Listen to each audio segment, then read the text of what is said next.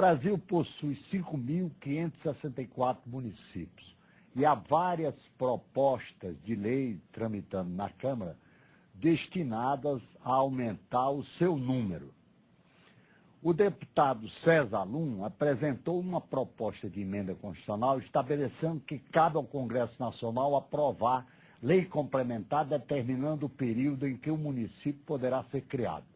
O deputado defende que as assembleias têm um poder para aprovar, estabelecendo as exigências para a criação dos municípios. Para debater o tema, convidamos os deputados César Lum, do PPS de Tocantins, e Ricardo Trípoli, do PSDB paulista. Deputado César Lum, como é que o senhor justifica essa proposta, já que há muitas pessoas, muitos parlamentares, que acham que criação de município importa só em criação de despesa para o país? Como é que o senhor defende a sua proposta? Inicialmente justificando de que cometeram-se vários erros no Brasil no passado. Aproveitaram a oportunidade e fizeram uma farra de criação de novos municípios. Talvez por interesse eleitoreiro se criava um novo município sem verificar se ele tinha viabilidade econômica e vivendo exclusivamente de repasse de FPM.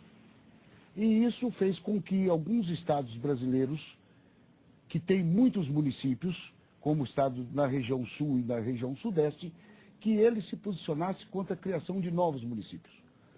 Agora, na região norte do Brasil, no centro-oeste, nós temos municípios extremamente grandes, com dificuldades de serem administrados. Regiões pioneiras, né? Regiões pioneiras. Por exemplo, você pega um município como Altamira, no estado do Pará, que tem 155 mil quilômetros quadrados. É quase 2 vezes o tamanho de Portugal. Esse município... É maior do que Sergipe. Muito maior do que Sergipe. Então, isso vai inviabilizando a administração. É um município que tem distrito a 300 quilômetros de distância da sede. Então, nessa região norte, que precisa ser ocupada, ela é pouco povoada, ela precisa ser ocupada, é que nós defendemos essa criação de novos municípios. A legislação tem que ser para o Brasil todo. Desmembramento de alguns, como é o caso de Altamira, né? Isso. Agora, o que eu defendo é que precisa ter um regramento claro. É preciso sair desta casa, da Câmara Federal, um regramento claro, que seja moderno e que promova o desenvolvimento sustentável desses novos municípios a serem criados. Não é? Então, por exemplo, determina mínimo de população para criar um município. Você tem no Rio Grande do Sul 449 municípios, tem município com 2.500 habitantes. E tem que ter um mínimo de renda. O mínimo de renda. No meu estado, tem um município de Lavandeira, quando se criou o Tocantins em 88, com a Constituição de 88, numa canetada só criaram 30 novos municípios. Tem um município lá que até hoje ele tem 2.000 habitantes. Então, acho que se tivesse um regramento claro, olha, região norte, que é pouco povoada, população mínima de 5.000 habitantes. Esse já é um parâmetro para criar um município. Tem que ter um projeto de viabilidade econômica. Tem que ter um regramento contra a repartição do FPM.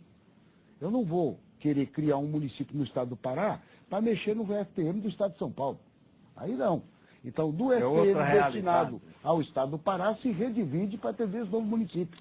Mas tirar lá do estado de São Paulo, não. Eu acho que no momento que a Câmara fizer esse regramento, nós acertamos essa situação e vamos promover o desenvolvimento da região norte do Brasil. Deputado Ricardo Trípoli, como é que o senhor vê esse problema da criação de municípios no Brasil? Olha, eu sempre me posicionei contrário à criação de novos municípios no Brasil. Já em 1995, quando eu tive a oportunidade de presidir a Assembleia Legislativa, nós seguramos a votação de 9 projetos que aprovavam a emancipação de municípios do estado de São Paulo, que hoje tem 545 municípios. Porque nós entendíamos já naquela época de que nós estaríamos socializando a pobreza, porque os municípios que se propunham eram basicamente no Vale do Ribeira, que é a região mais paupérrima do estado de São Paulo. Para você ter uma ideia. Agora, eu acho que no projeto apresentado pelo deputado César, eu acho que o projeto dele tem uma área que é meritória, é a possibilidade da anexação de alguns municípios. Municípios que 3, 4, 5, muitas vezes não conseguem se viabilizar, você junta esses num único município. Faz que vai criar uma fusão, vai criar mais força. Eu acho que no projeto dele tem esse mérito também. Eu acho que isso é importante. Agora, veja bem, eu acho que acima dessa questão, O que nós deveríamos fazer no Brasil é uma radiografia, né, da situação brasileira. Eu comparo isso à situação fundiária, que até hoje não foi regulamentada no Brasil. Nós temos mais de 380 milhões de hectares no Brasil em situação irregular na questão fundiária. A mesma coisa acontece com a questão dos municípios. E aí eu acho que cabe a verdade ao deputado César dizer que cada região tem que ser analisada por ela mesma, quer dizer, como é a condição dessa região, suas peculiaridades de cada uma. Então eu acho que sem essa radiografia fica difícil uma autorização legislativa para que as assembleias, obviamente, criem os seus municípios. Eu entendo a vontade que motivou o deputado César a propor esse projeto de lei, mas acho um tanto quanto ainda difícil, porque o que vai ocorrer é exatamente o que ele disse. Deputados, vereadores, no interesse de buscar, obviamente, ampliar os seus horizontes eleitorais, tocam a emancipação. E aí você tem a criação do distrito policial, o fórum da cidade, a prefeitura municipal. Tudo é despesa, né? Olha, e nós temos um momento hoje no Brasil, que ele, dentro do BRIC, em que nós temos a Índia, a China, o Brasil despontando como grandes países que absorvam investimentos do mundo inteiro, o momento agora, na minha opinião, é que nós deveríamos anexar esses municípios para dar mais visibilidade, agregar valor aos nossos produtos, né, numa otimização de projetos mais avançados e não a expansão desses municípios, porque nós vamos depender de tecnologia. O Brasil ainda tem um problema, no caso de transporte terrível. Os grandes centros urbanos hoje já não têm como se movimentar.